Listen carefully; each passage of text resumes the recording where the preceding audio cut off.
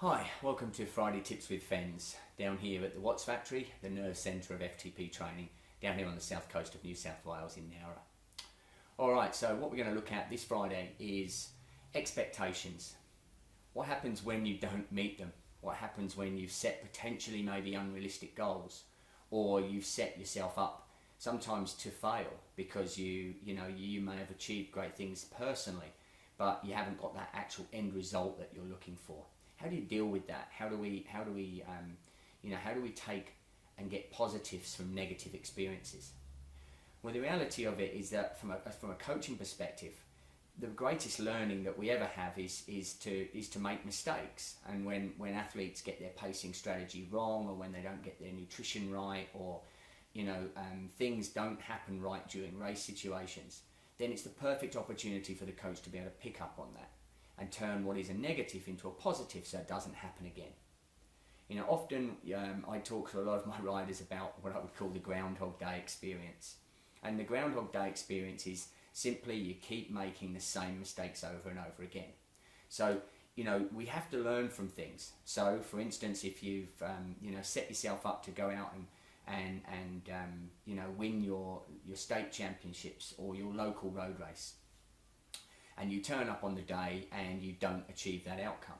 Well, the reality of it is that you don't and can't control the other riders in that race. So therefore, if you've set yourself up for a particular position and you don't get that position, then that's instantly a bit of a negative. From a coaching perspective, what we do is we sit back down with that athlete and go, okay, so let's have a look at this result. We can't control others, so did we do a good result? Did we get the best performance out of ourselves? And very often, the case is that you have. You've performed your best powers through that 1 to 5 minute range, for instance, and done some PBs.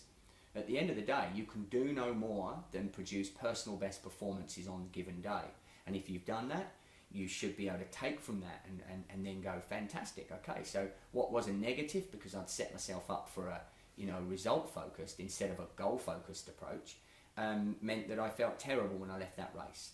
Analysing the data, I realised that my 1 and 5 minute powers were PBs, and therefore I'm in the best condition of my life, which is fantastic.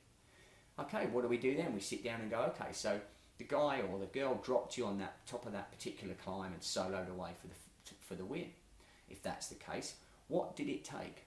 You were holding 4.5 watts per kilo when you got dropped, and that person rode away from you. So, okay, we might need to produce 4.8 watts per kilo to get that next time, or to be up there with those top 2 riders that got 1, 2. So we can then get back again and we can look at how would we achieve that. We may do some training intervention whereby we might hit very specific intervals on that particular type of climb and gradient, and we might also look at weight management. How can we lose maybe 1 kilo or 2 kilos? What is there on the bike that we could change to make it faster? So again, negatives always give us the best learning outcome as long as we can take positive from it. And again, sometimes we set ourselves up for these falls, and everything can be, you've put so much into an event that you feel absolutely terrible when you don't get that outcome. But the reality of it is there's always positives there. Okay, so I hope that helps, and I hope to catch you out on the trail.